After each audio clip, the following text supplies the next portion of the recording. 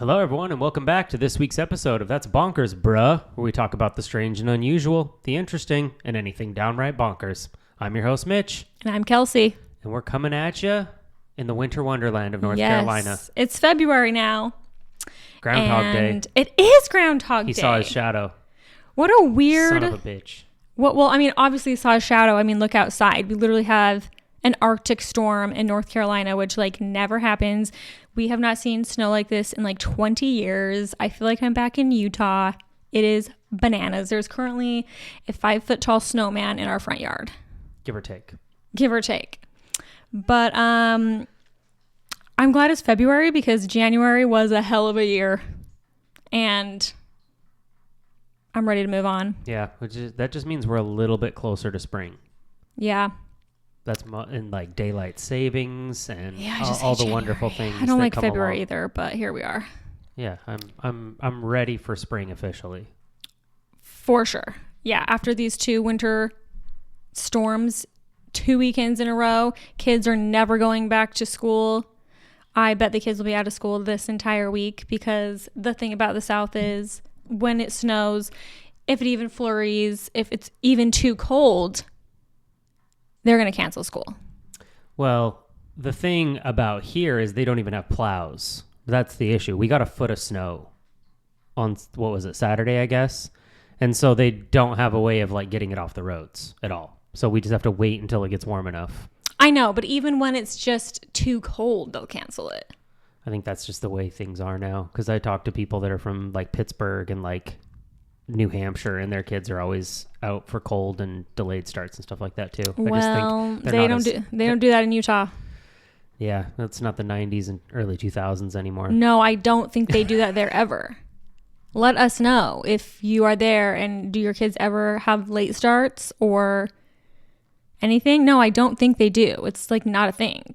It was growing up, and they'd have the Nickelodeon or Disney movies, and they would have a snow day, and that only happens on the East Coast, evidently. Because yeah, I was like, they do that? That's a thing in Utah. There'd be 2 feet of snow, and they'd be like, "Why are you late to school?" You're no, for sure. I drive a Honda Civic, and I couldn't get here. Yeah, one time I was driving to work on the freeway in a blizzard. We were all going 5 miles an hour, and I had clients mad that I was late, and I'm like, I'm so sorry. I'm trying to survive. And there was a tornado there once. It's a one-off, and kids were outside running the track at school. Do you remember that? No. There was a military school where the kids were there was that one random tornado, and the kids were outside running, and they had to take cover in a Joann's craft store. And I think one of them broke an arm. That's wild. I didn't know that. Yeah.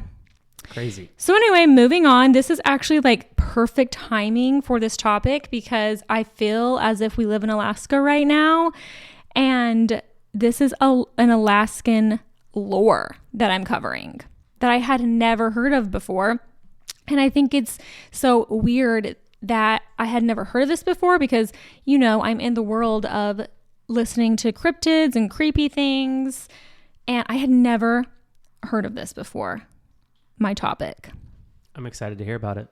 So I'm just going to get right into it, and I'm just going to go first. Go for it. Yeah, because mine has nothing to do with winter. Oh, you're right. It doesn't. I know you're okay. So I learned about this when I was perusing Hulu for a new thing to watch because, we've just been stuck inside a ton, and I'm like, let me find a new show to watch. And there's this show on Hulu, this documentary called The Blood and Myth Connection.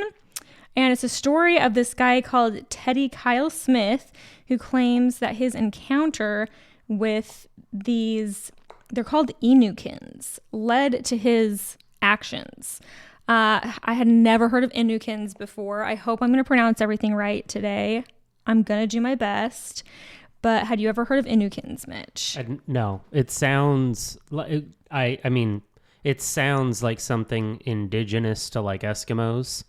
Now that you're talking about Alaska and stuff, but I'd never heard of. Yeah, I never heard of this. No. So they're legendary, small-statured, and intensely strong beings from Alaskan Native folklore. They're often viewed as supernatural or a lost tribe. They are considered dangerous and are deeply rooted in Arctic oral traditions spanning Alaska, Canada, and Siberia. They're said to have hairy faces, immense strength, possibly shape-shifting capabilities, which reminds me of like a skinwalker or something in other native cultures. And also similar to the skinwalkers in other native cultures, they don't like to talk about them. So they are said to inhabit in accessible areas of Alaska because, as most of you know, Alaska is huge and vast, and there's a lot of really rough terrain and inhabitable areas. And that's where a lot of these sightings and things have taken place. So this documentary, Blood and Myth, a Hulu documentary, explores an unusual true crime story, the case of an indigenous Alaskan actor who claims he was possessed by little people when he shot two brothers who were hunting in 2012. The brothers, Paul and Charles Buckle, survived, and Teddy Kyle Smith, and I've looked up how to pronounce this, and I'm probably going to do it wrong, Inupiat, I think is how you say it. An Inupiat actor, most famous for the 2011 Sundance film On the Ice, is currently serving a 99-year prison sentence. In 2014, a jury found him guilty of first-degree attempted murder 2 years after he shot the brothers in a cabin by the Squirrel River. It's a city in northern Alaska. 40 miles from a city in northern Alaska. Smith shot the Buckles while on the run after the death of his mother, claiming he thought the men were sent by Inukuns, little people who some native people say live in Alaskan tundra, and may have mythical powers. While police could not determine the mother's cause of death and did not find evidence of foul play, Smith was afraid he would be considered a prime suspect because he was at her house with her at the time that she died. On this documentary, one of the guys, the main guy on there, he gets a hold of the autopsy records for this guy's mom, and they literally don't know how she died. They found her dead, and it's not listed as a murder. It's not listed as natural causes. It's just listed as undetermined. Interesting. Okay. Which is really weird. It's weird that would even be an option. Yeah, that it is. That's peculiar. This is all, I feel like, sort of teeing up what I'm going to talk about here soon too. Perfect. Okay, so Smith's alleged encounter with the Inukuns.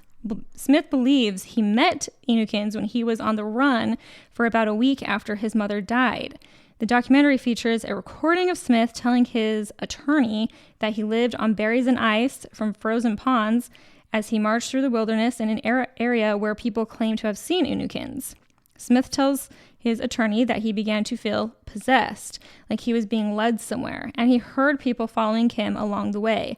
He claims he saw Inukuns wherever he slept that night. He says that they would come up to him and talk to him, and they made squirrel noises and bird noises. At a stream, he says he saw the Inukuns across the way chanting words like vulnerable, weak, and death. And I guess these Inukuns speak their own language. And so when he says he was hearing these words, it was kind of like in his mind. And he was saying like, he just stared at them, but he didn't want to engage because he felt strongly that if he engaged with them or talked to them at all, then that would be kind of like a consent to go with them. Open invitation. Yeah. And the person interviewing him was like, well, what does that mean? Like, if you went with them, what would happen? He said, you don't come back.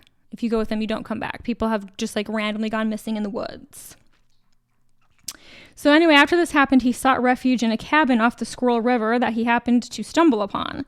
Then the Buckle brothers arrived, intent on doing the same, and Smith was startled. He thought that these hunters were somehow linked to these Inukuns and that they were still terrorizing him. Smith shot the brothers and then floated away on the Squirrel River in the hunters' inflatable boat, along with their food and their guns. Yet the wounded hunters managed to call the authorities, who were already looking to talk to Smith since his mother's death. Alaska state troopers arrested Smith about 16 miles from the city of Kiana, and law enforcement officials interviewed in the dock say he was fixated on Inukuns. So he just kept talking about these Inukuns. And it was really kind of a miracle that these brothers even survived because they lost so much blood and it took so long to get help because they're, in a remote area that it was just kind of really even bizarre that they survived. So, and I should note that the Smith guy, he taught explosives in the U.S. Marine Corps, and he had to pass several psychological tests. So that would suggest that he didn't really have any mental problems. He's never really struggled with mental illness. Yeah. Because one could maybe, say he's hallucinating these things, or it's like, what berries did you eat, bro? Because... Yeah, there's something peculiar about it, like whether I don't know, like it was a mental break perhaps that like had to do with, PTSD or whatever from what he did in the Marines, but the fixation seems peculiar, and then to be so, I guess, manic that he felt the need to shoot these hunters because he thought that they were still them. We thought they were connected to them in some way. He probably was just like kind of out of his mind a little bit at that point because he's probably, overly tired, overly hungry, a little dehydrated. He's panicked because he had this sighting, and then he sees this cabin, and then these brothers come in, and he's just like paranoid and panicked. So I can kind of see, how it would happen. But yeah. Anyway, Smith denies having anything to do with his mother's death and says he feels sorry for shooting the Buckle brothers. One part on this documentary that was really interesting that really points to some evidence, you could say, that these exist is they found structures that looked like houses that were discovered in the mountains north of the Kobuk River, I think is how you say it. They were spotted by archaeologists who were scouting out the area to ensure a proposed mining road that would deliver minerals to Anchorage would not disrupt the ecosystem. The structures were made out of rocks and did not resemble any this is so hard to say because the I is spelled with an I, but it makes a U sound. It's like Unupit houses. The native Alaskan people, it did not resemble their houses. Oh, it's like the Inuit? I think it's Inuit. It's not. It's similar to that, but it's not Inuit. Inuit is one. Okay. Is one of like the tribes or whatever. This one is spelled Inupiat. And I looked up how to pronounce it, but it's like the I on this one makes a U sound. Okay. Unupiat. I don't know. It made sense at the time, but now I can't remember how to pronounce it. But Mary Black, a tribal liaison who worked with the archaeologists, believed they were Inukun homes, saying she told the team, "We need to stop work." She said, "This is their land. We can't be going on their land." After hearing about the structures and the elders who described firsthand experiences with Inukuns, Blood and Myth director Hudson says that he became absolutely 100% convinced that Inukuns were real. Whether or not they have magical powers, I think, is another question, but this is definitely a local lore that has been handed down from generation to generation. And they show this on the documentary. They're flying in a helicopter over this land, scoping it out, and there's like these big boulders, like big rocks kind of stacked on top of each other, making like a fort out of rocks. It's not just like... It doesn't look like a natural rock formation. Mm-hmm. It looks like it's like perfectly stacked to kind of make a cave. Like if you were like a kid playing with blocks and you kind of like stacked things up on each other. Like, to like igloo-ish. It's like it kind of like... It's not rounded. It's not really rounded. Oh, okay. I don't know how to explain it, but it doesn't look natural. And there's like a hole like a cave. Okay. And so this kind of points to the fact too that like they have excessive strength that they can like lift these boulders and build these little caves. But anyway, so where is Smith now? Smith is still serving a 99-year sentence in Alaska.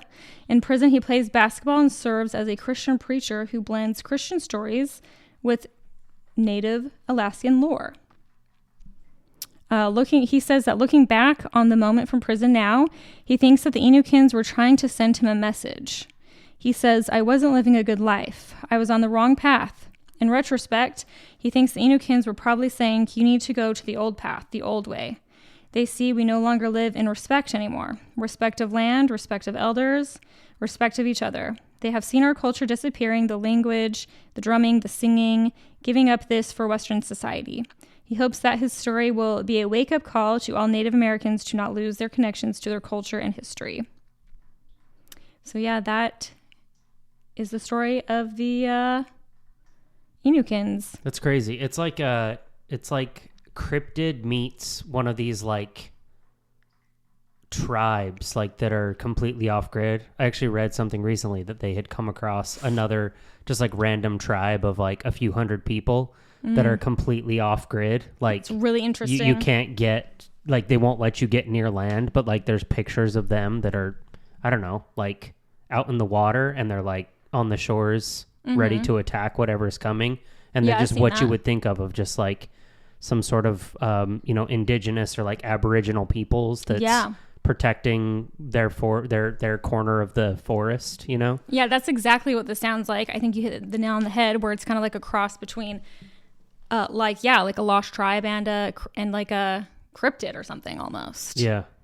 Because they're like hairy and small. Yeah, it's but like really strong. Yeah, they have like these unique features that are like, what would you call, like otherworldly, I guess. But then it has this remoteness to it where they're in the backwoods of Alaska, creating these forts and in a uninhabitable parts of Alaska. Yeah, and in the documentary, one of the people was saying that they lived kind of more out in the middle of nowhere, and that they could hear rocks being thrown at their house sometimes at night. Interesting. Which kind of reminds me of like the Appalachian Mountains. Yeah, it's like shit in Appalachia. Yeah, for sure. And I've been watching a lot of stuff on TikTok recently about Appalachian Mountain stories. Like people who live there that have weird, spooky things happen to their house. Also, just like Appalachia, they're like this, what is it? Oh my gosh. Inukuns? Inukuns. You're not supposed to like talk about them they or don't like engage. to talk. And that's exactly like the lore that's in Appalachia. Is like you don't engage with whatever shapeshifter thing that's out there. Exactly. If you hear noises or you hear calls, you ignore it and keep going about your business. Exactly. Look, I'm gonna look up how you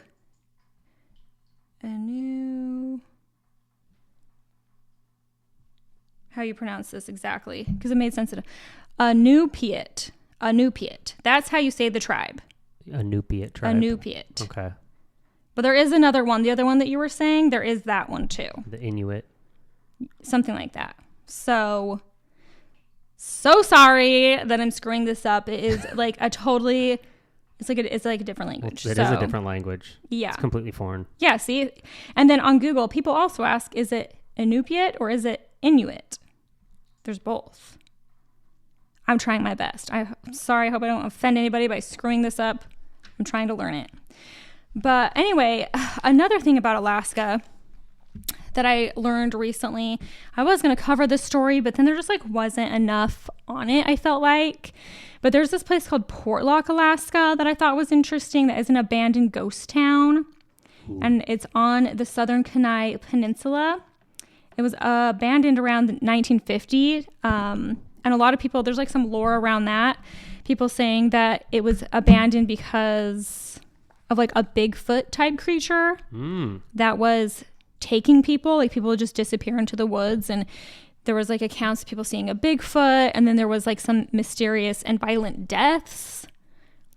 So there was like, there's kind of like this lore around that I think there may have been like a cryptid type situation. But then the more I dug into it, it kind of just mostly made sense that it was abandoned because they had in the 50s they put in this like main highway close to there, so there just like wasn't a reason to be there anymore. It was on a peninsula, and they were canning like salmon or something. So just like for economic reasons, people didn't need to be there anymore, and they got on the highway and like went to other towns. But it was interesting to think about and hear about in the beginning of that. It could possibly have like some sort of Bigfoot type creature there. It has a different name to it, like it has like a certain name, but it's essentially Bigfoot / Yeti type of thing. A big hairy monster.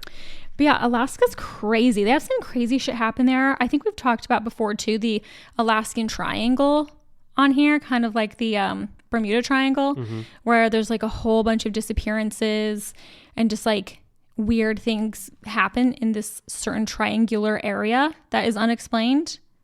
But maybe it's these people that live in that area. Yeah, valid. I mean, it's so big, right? That Alaska is literally what, like almost the size of the entire United States. It's huge. And most of it is people have never touched. Like, it's just so big and vast. You couldn't possibly navigate everything that's there. You couldn't possibly know everything that's in the woods. Yeah, similar to like the ocean. Like, there's just no way to know everything that's there. Mm-hmm. But anyway, that's all I've got. Okay. Well, in the name of indigenous mythologies, I want to talk a little bit about a raven mocker. This was a new one for me. I'd never heard of that. Did you? I don't think I have. Okay, so it's technically Cherokee mythology. It's described as almost a witch or evil spirit that ends up prolonging their life by eating the hearts of those that are sick and dying. Oh Lord! And by consuming the hearts, they absorb the remaining years of their life. So if they can get someone who's just sick rather than dying, they kind of like prolong. They're kind of described as being, witchy, right? They're old, decrepit, kind of nasty looking, but they eat these hearts without a trace of anything being opened. So it'd be another one of those weird things where it's like, oh ew. I don't know if Cherokee necessarily were doing autopsies, but it would be weird because people would die, and they would claim that their heart was missing and stuff like that. So the other thing that makes it weird is like they're technically invisible to most, but supposedly skilled medicine men could detect and repel them. But the only time that you could really understand if one was near was because of the emitting cries of a raven's caw. But just eerie, completely eerie. So anyways, I have kind of this other story that goes along with it. So a witch is a classic spooky figure throughout history. But this cryptid is somehow a more sinister version that steals life from the sick and dying, the raven mocker. The raven mocker comes from Cherokee mythology, where it is described as a witch or spirit that extends its life, like I said, through eating its heart. Due to their nature, they're often described as being weathered, aged, given how many lives they've added to their own. Their namesake comes from the cries they let out at night as they fly through the skies. They are said to resemble a raven's caw, but are much more chilling. When they find a victim, they are able to remove the heart without leaving a mark. Once they have the hearts, they eat them, absorb the remaining years, and continue on to their next victim. According to legend, only medicine men can detect them, like I had said. This theory comes from actually a story of a young man who had been out hunting. Out in remote areas and had sought refuge in an abandoned cabin. After resting for a while, there was a decrepit couple that lived in the home that had returned. He'd heard the cries outside of the walls and then realized they were likely raven mockers before he could escape. While the couple prepared the heart that they were getting ready to eat from their latest victim, the young man tried to peek at them. When he did, the woman noticed and lit up the room with a roasting fire, telling her husband that someone was there. It is said that the young man continued to pretend to sleep. When the man attempted to wake the Raven mocker. Ravenclaw. Okay. When he attempted to wake the young man, he slowly rose, rubbed his eyes, and arose as if he had been asleep the whole time. With the morning on the way, the couple fixed the young man breakfast and pretended to be as human as they possibly could. As the young man left, the raven mocker man ran after him and offered delicate beadwork, asking that the young man tell no one that they were actually there. The young man took the piece, but tossed it in the next creek that he saw. When he returned home, he told the settlement the whole story, and a party of warriors headed back to the house with him to kill the raven mockers. When they arrived, 7 days later, which this is important, after the first night the man was there, they found the couple dead in the house.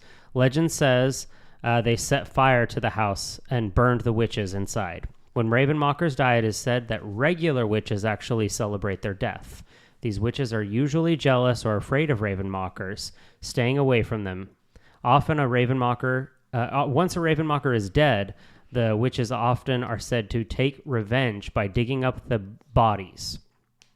So the 7-day thing is peculiar. So like I said, they typically aren't seen, but once they are actually viewed, and it's a lot of times because of this medicine man, they die within 7 days. So that's why once they're seen, once they're visibly seen.